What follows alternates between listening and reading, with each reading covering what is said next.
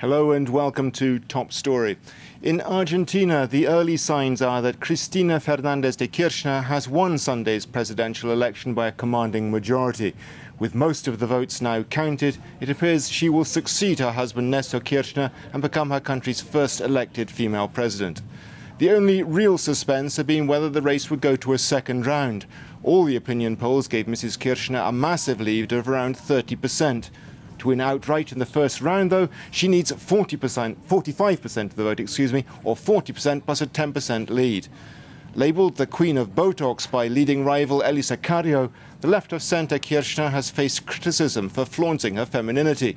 But she's also a political heavyweight who has served in both houses of the Argentine parliament and more recently as a key political advisor to her husband. Comparisons have inevitably been drawn with former US First Lady Hillary Clinton, like her a lawyer and senator and seeking to become the first woman to win the presidency. Well, joining me now to discuss the election is Gerardo de la Paulera, president of the American University of Paris. Thanks very much for being on Top Story. Is it a foregone conclusion already? Well, I think there are no surprises. I mean, I think all the polls said that Mrs. Kirchner will win the elections in the first round. I think that there is not a landslide, really, because she's getting 42.5%, while the two next contenders, Elisa Carrió and Roberto Lavagna, had among themselves like 42% also of the votes.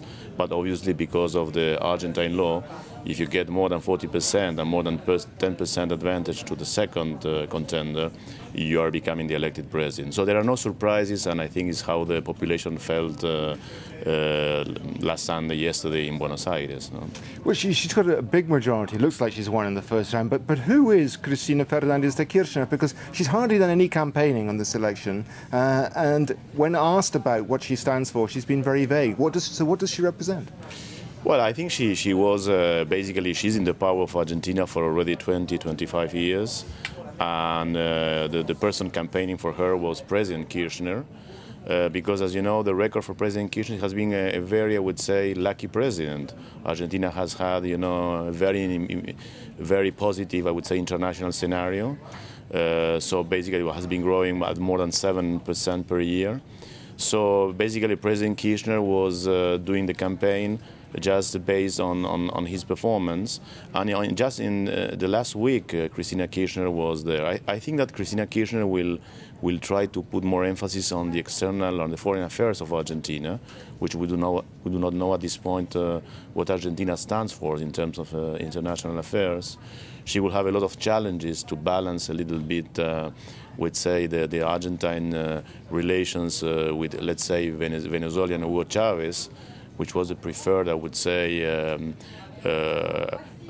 allied of President Kirchner during the debt renegotiations and during the debt swaps and with the United States of America in particular. So I think she has to define this, and she has a lot of challenges. And she, at the moment, I think she did a very moderate declaration last evening, when she declared that she had the victory in the elections. But you're right, at this point we do not know what is exactly her platform. Nobody cared about the platform. Some people have described her as Eva Perón Mark II, the second Evita. Do you see that as well or not? No, they're very different personages. I mean, Evita wasn't coming from the political endogenous process. Evita was really, I would say, charismatic figure, a person that was really the first lady of the General Perón. So they have very different paths. I mean, Evita never held a political job, and also she died very young, which also produced, this aura, around her. And I think Evita also was very charismatic in launching social issues, which I don't think is the case of Cristina Kirchner. What about the accusation by one of her opponents that she's the Queen of Botox, all show and no substance? Well, I think that's part of I would say, in the political campaign. I think that there is a clear hegemony in the Peronist party.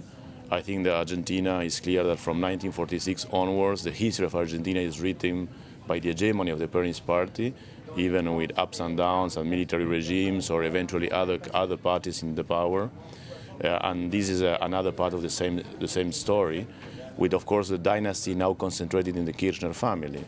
So I think that, these persons are, I mean, the Peronist party is, I would say, in the world, one of the parties that know the best how to maintain power. She is a political heavyweight, though, her own right, isn't she? She's been in politics for a long time. She's served in both houses of parliament. She's a lawyer. She's a heavyweight, yes. As a senator, she's a heavyweight, and well, she knows how to network very easily.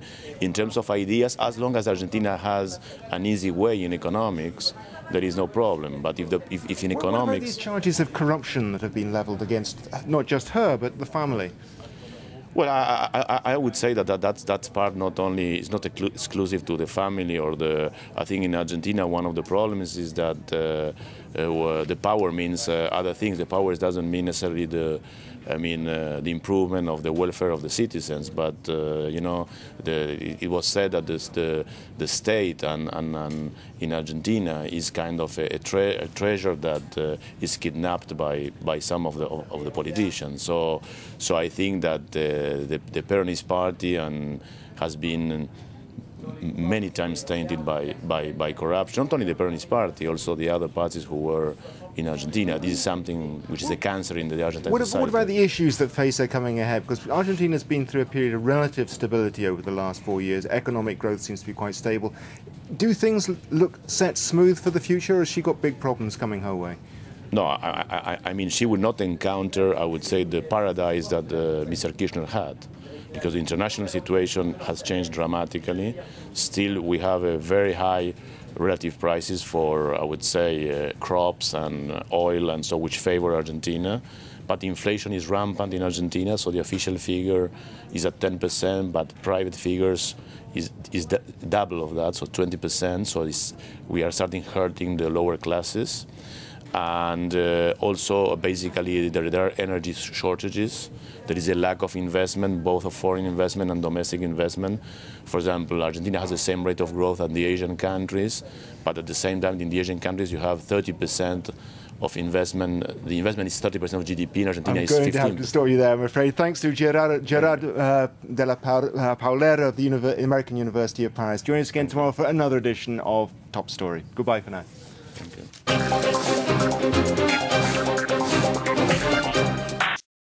The program dedicated to international news was brought to you by Le Monde.